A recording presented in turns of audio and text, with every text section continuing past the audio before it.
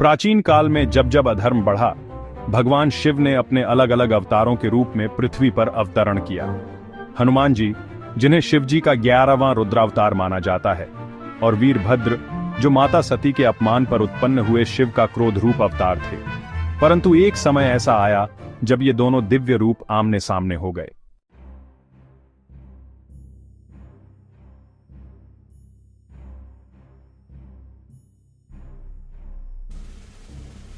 यह युद्ध क्यों हुआ?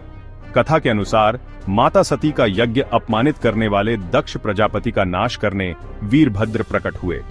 उनका क्रोध इतना प्रचंड था कि वे समस्त लोगों को नष्ट करने की क्षमता रखते थे।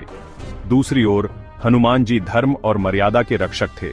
जब वीरभद्र का क्रोध नियंत्रण से बाहर होने लगा और निर्दोष प्राणियों पर संकट आने लगा, तब भगवान शिव के ही आदेश से हनुमान जी को उन्हें रोकना पड़ा। हे वीरभद्र, आप स्वयं भोलेनाथ का ही अंश हैं। आपका क्रोध उचित है, परंतु निर्दोष जीवों पर इसका प्रभाव न पड़े, यही मेरा कर्तव्य है। हनुमान, जब सती माता का अपमान हुआ था, तब धर्म की रक्षा का प्रश्न नहीं था। मैं शिव का क्रोध हूं और अपमान का दंड मैं दूंगा, चाहे कोई भी सामने आए।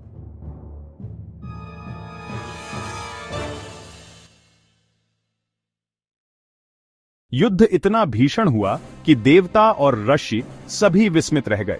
वीरभद्र का प्रचंड क्रोध और हनुमान जी की असीम शक्ति आपस में टकरा रही थी।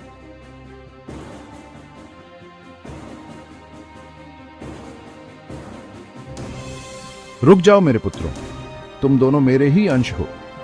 वीरभद्र, तुम मेरे क्रोध का प्रतीक हो, और हनुमान, तुम मेरे भक्त वत्सल रूप हो। तुम्हारा युद्ध किसी विजय या पराजय के लिए नहीं था, बल्कि यह स्मरण कराने के लिए था कि शिव का हर रूप संतुलन में रहकर ही सृष्टि का कल्याण करता है। इस प्रकार यह युद्ध किसी की हार जीत से नहीं, बल्कि शिव जी की कृपा से समाप्त हुआ। यह प्रसंग हमें यह सिखाता है कि ईश्वर के हर अवतार का उद्देश्य सृष्टि संतुलन और धर्म की रक्षा करना होता है।